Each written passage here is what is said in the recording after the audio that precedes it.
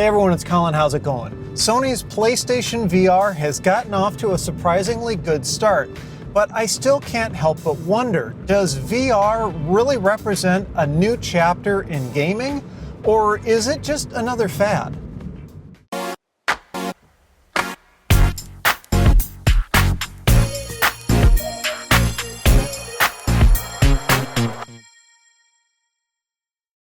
I'm actually really surprised to see the reception that people have had to PlayStation VR. And I really got to see this firsthand, in fact, because right around the time it launched, we saw stock pretty much sell out. And it really kind of drove home the point that people are legitimately interested in it, in that I was at GameStop and talking to one of the people there who works there. I know him. And we were just kind of shooting the breeze about, random gaming related stuff. And another customer walks in and the guy asks, "Hey man, do you have PlayStation VR?" And the store, of course, didn't have any in stock. And I kind of broke off the conversation and let the guy do his work. But it really struck me because the guy who walked in really didn't seem like he was a gamer, like hardcore.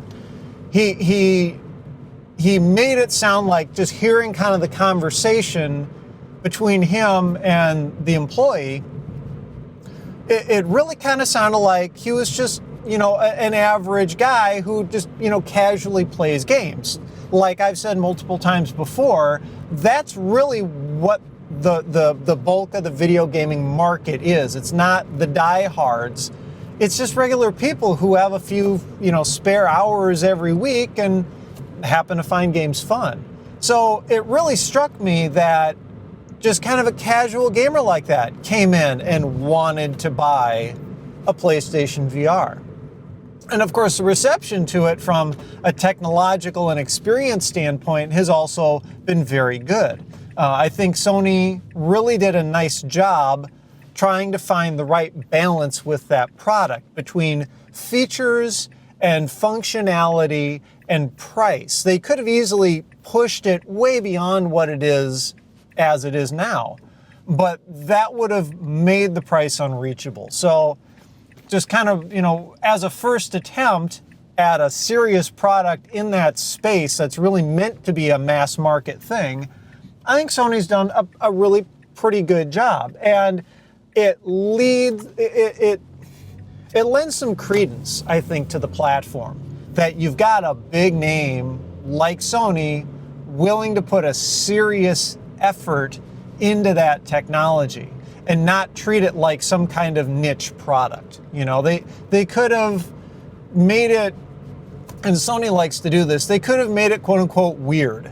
They could have tried to really push it beyond being what would be acceptable to a casual user, that, those changes may have made it a better product ultimately, but it really wouldn't have helped it better in the market. So I guess I'm just taking too long of time to say, I think PlayStation VR represents a very serious attempt at making VR gaming a legitimate part of playing games.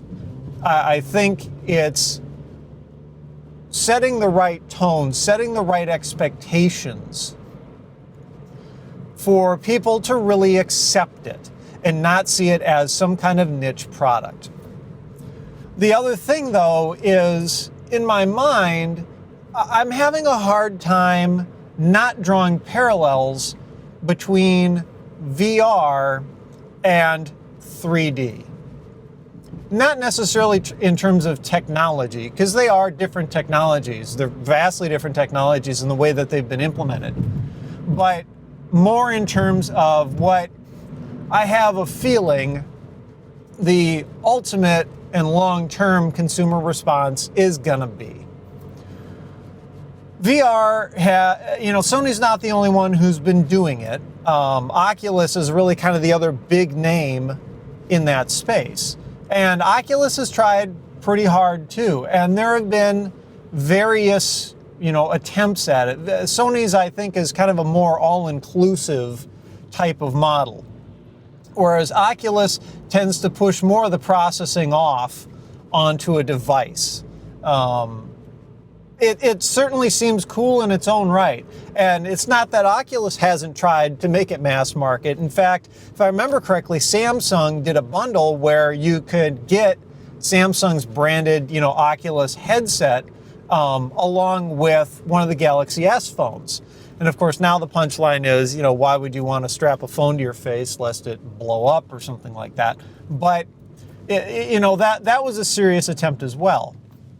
But that wasn't as rich of an experience. That wasn't really a very good test to see if the market would respond to it, because strapping a smartphone to your face is not a good representation of what the technology can do from practical purposes. You know what I mean?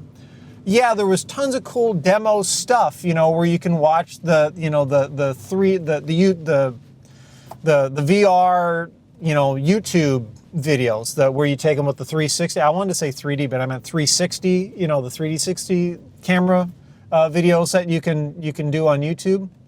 I mean, it's a great way to experience those, but unless you've got external controls and the full kind of immersion experience, I don't see a product like that where it's simpler and you're strapping a smartphone to your face. I don't really see that taking off. And I think that's kind of obvious considering how relatively few people ended up with those headsets. It's not a very good application for the technology. But the parallel with 3D is this. 3D failed, and pretty much everybody agrees 3D television failed. And I think even to some point 3D movies have failed. It's really because it's a gimmick and because it's not convenient. It's a gimmick in that it's not, it feels forced, it's not a real representation of reality. 3D is, you're still watching the footage that was shot the way, the director and the photographer intended it. So if you're watching a movie, you're still just watching a movie, but things just happen to pop out at you. But that's not a very natural experience, right? That's not the way we perceive reality. We don't have, the visuals of things change right before our eyes spontaneously like that. We've got this persistence of time and vision and the concept where, we exist in a linear medium of time and we control what we look at. We're used to that. We're used to turning our head and having the field of view change. And 3D just it doesn't do that, right? So it's this artificial kind of pop-up book-like view of the world, and it gets tiring after a while. The thing with 3D television is there's all of that aspect to it, but the other thing is there's the convenience factor. 3D television never took off because, one, you needed to buy a new TV to do it. And those weren't cheap. And the other thing is you had to wear the goofy glasses. And there was really no way around doing the glasses. And the glasses came in different forms, some more convenient than others. I mean, there were some glasses you had to charge up, like the active shutter ones that needed, So it's like, hey, let's sit down for movie night with the family. Oh, did everyone remember to charge their 3D glasses? I don't think any family anywhere has ever uttered those words, right? I see 3D television really as not so much an attempt at trying to standardize a new technology, but 3D television was a way for television manufacturers to sell more TVs. And if you look at the timing of it, it's really convenient for them. And I can only really speak from the perspective of the United States. This is a little bit different for some other countries and territories. But in the U.S., high-definition television really kind of hit its stride in 2006, 2007. That's when the massive switchover for a lot of people took place, when they finally realized, you know what, HD television is the future. I'm going to go buy one of those fancy new flat panel TVs. And I was just like that. In 2007, we bought our first LCD big high-def television. But you know what? That TV, I still have it. You know, it's been 10 years. And I still have it. And it works great. And yeah, I mean, it doesn't have, it's the CFL backlight. It's not an LED backlit. It's only got a couple HDMI inputs. It's not loaded with them, but it still works. It's 1080p and it looks good.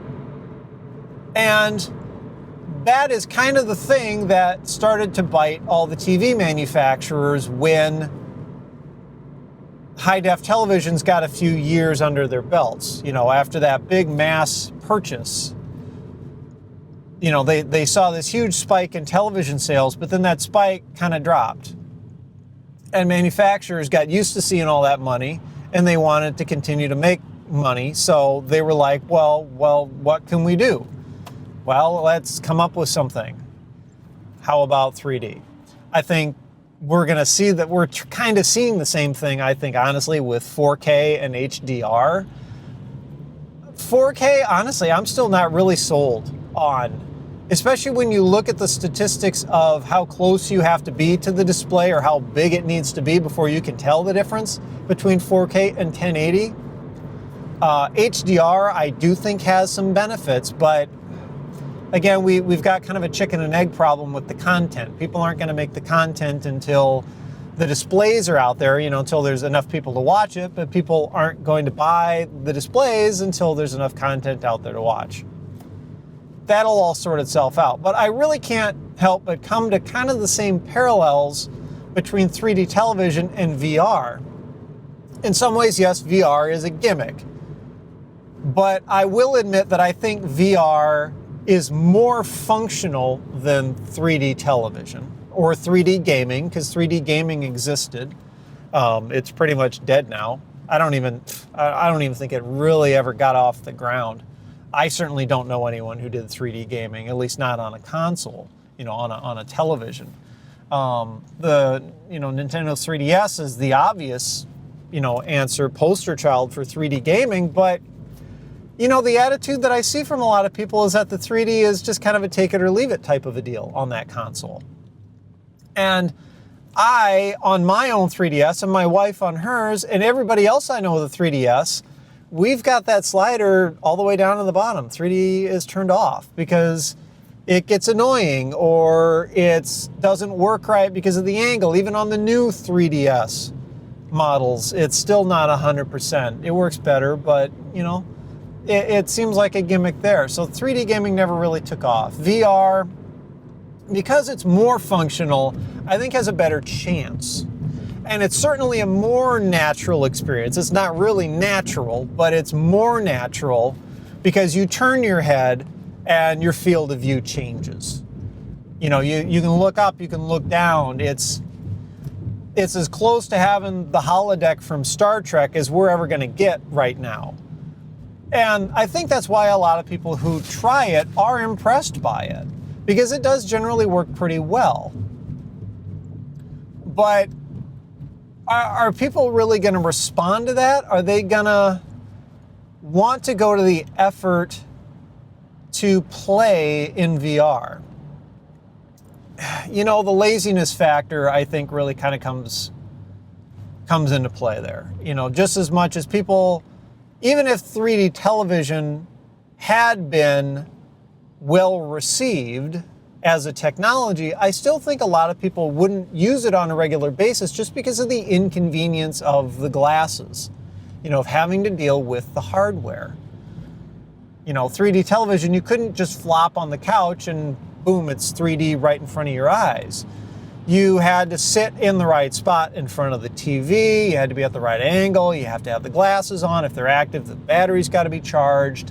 It took effort. It took effort to get that entertainment. And the thing that I find is that people aren't really willing to expend any more effort than necessary when seeking out entertainment, especially if it's on a television screen.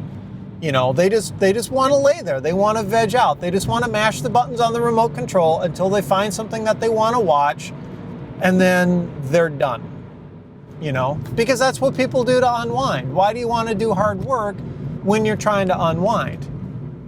That's kind of the way mentally it seems, to be for me in terms of the general population. With VR, are people willing to put that level of effort into it? I mean, it's not just this thing where you push a button and suddenly before your eyes it works. You got to go to effort for it. You got to hook up this additional box and all the wires and all the stuff, right? And VR, because of the way it is, it's not wireless right now. At least the PlayStation VR. That Oculus Rift, the cell phone in front of your face thing was, but that was a more limited experience. Are people going to want to deal with being tethered like that?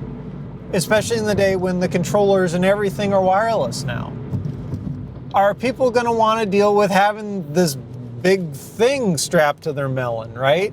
It's even bigger and bulkier than the 3D glasses. And people didn't like the 3D glasses. Are people really going to go out of their way and sit there and go, boy, I got a few spare hours. Let me strap this big thing on my face.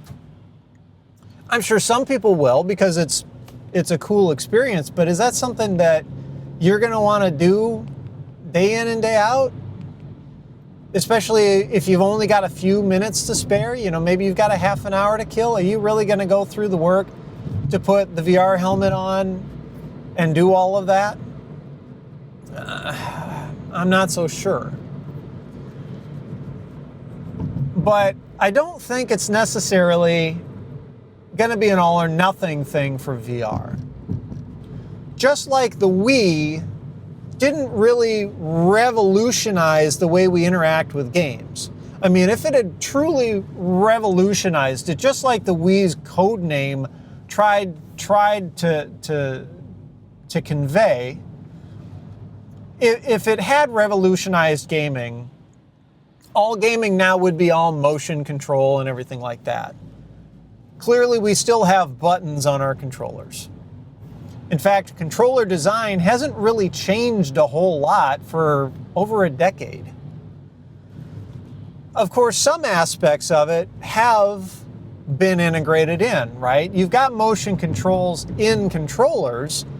It's just not the primary input for most games.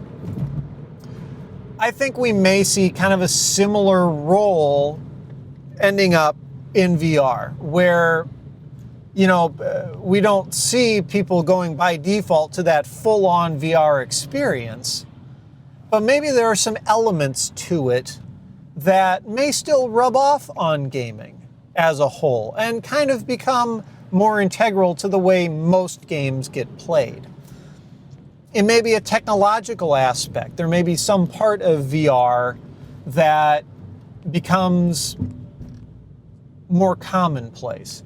Or it may be just the way that games are developed. I mean, the VR games seem to be developed a little bit differently than your traditional, kind of 2D television experience. They seem to be more immersive. They seem to be more directly engaging because with the VR games, the idea is that it's you in the game. It's not you necessarily controlling an avatar or a character in the game. It's a first-person perspective and not so much a third person. And maybe that rubs off on gaming a little more. Maybe we see more direct interactivity type of titles where they try to make it feel like it's actually you in that game and not just you pushing buttons to make a character move on screen and do stuff. That could be interesting. But VR technology as a whole outside of gaming, I don't think is going to die. I do think there are legitimate and real applications for VR, but they're outside gaming. They're going to be a bit more niche, and a couple of things that immediately come to mind, and I can probably think of some more, and I'm sure you can think of some more as well. One of the first things that comes to mind is telepresence type of deals, where you aren't necessarily at that destination, but you're doing things at a destination. Something like remote robotic surgery, I think could be a great example. We've already got remote robotic surgery where, maybe you've got a specialist who's really good at a specific kind of surgical procedure, can work on a patient remotely, and a robot is actually doing the work on the patient, which freaks me the hell out, by the way, but it already exists. But you're still, that surgeon is still going to be limited by the controls and visibility that they have available to them. They're manipulating buttons and switches and stuff, but they're looking at a monitor. Well, let's pull VR into the mix. Maybe that makes that experience better, easier, faster for them. Maybe it reduces errors. Maybe it instills more confidence because that surgeon feels more like they're actually there with the patient. That could be a really good use for it. Another thing that I think really comes to mind, and I'm trying and failing to remember if they actually even tried this, is other hazardous kind of work. For example, the Fukushima disaster as a result of the Great East Japan earthquake in 2011. They sent robots in with cameras on them to try to figure out what the hell happened inside those buildings, to try and piece things together, get status updates, and try to even maybe do some work. But there's always limited visibility in a scenario like that, where you've just got a robot with a camera on there. I mean, maybe you can move the camera around, but the camera's going to move independently of the robot, or if the camera's fixed, the whole robot has to move in order to change that field of view. So it's cumbersome, it's clunky is what I'm trying to say, an experience like that. Well, what if you build for, and not even just that application, but any sort of hazardous work, what if you built robots with 360 cameras on them? Well, suddenly now the operator has a much better and more immersive experience into seeing what's going on. It's better and easier for them to kind of put the pieces together as to ascertaining the situation and what work needs to get done. And if you equip the robot with tools, maybe it makes it easier for that person to manipulate the tools and get the work done more effectively. These are very niche, but it dovetails really nicely with even the technology we have now with the PlayStation VR. This is all stuff that can get implemented right now. This isn't 10-year out type of stuff. This isn't, we have to wait for the future to happen before we can do it. These are all applications that I'm actually pretty sure people are probably already prototyping, if not working on mass producing. And I'm sure some of you are even probably typing in the comments right now, here's a list of companies that are already doing that, making those products. But that really, I think, is the future of VR. Is it going to take the world by storm when it comes to gaming? I don't think so. I think Sony has put its best foot forward, especially in having a lot of launch titles available for PlayStation VR. I think Microsoft is sitting there watching very carefully to see how PlayStation VR does over a longer period of time. And if it does seem to do well, I'm pretty sure Microsoft's going to come out with a competing product, maybe to tie in with Project Scorpio and all that. But do I really think VR is going to become the de facto way that we play games for years to come? No, I don't think so. I think that traditional 2D, flat screen experience is going to be the way that we play games, at least until they're able to develop technology that lets us have that more immersive experience without needing all the hardware, without needing to wear stuff, the goofy glasses, the helmet, the wires going everywhere, that kind of stuff. Could we eventually see that future? Well, considering that they say self-driving cars, fully self-driving cars, are really only a few years out, I'm pretty confident we will see a future like that. And that will be a really redefining moment for gaming. But that's still some time out. So, what I'm curious about are your thoughts. Do you own a PlayStation VR? If you do you like it? Has it lived up to your expectations? Have you gotten over that kind of initial curiosity rush from it, and are you still playing it? Or was it one of those, yeah, that's cool and now it's sitting in a drawer kind of a things? Are you interested in buying one? I mean, you know, is there mass appeal for this thing, or is it not that big of a deal to most people? So I'm just curious as to your thoughts. Shout those out down in the comments below. As always, I'm always soliciting feedback and accepting suggestions for future topics. I want to talk about what you want me to talk about, what seems interesting. So be sure to leave those in the comments as well. If you like the video, I would appreciate a thumbs up. Be sure to subscribe if you haven't already. You can follow me on Twitter and Instagram at thisdoesnotcom. And as always, thanks for watching.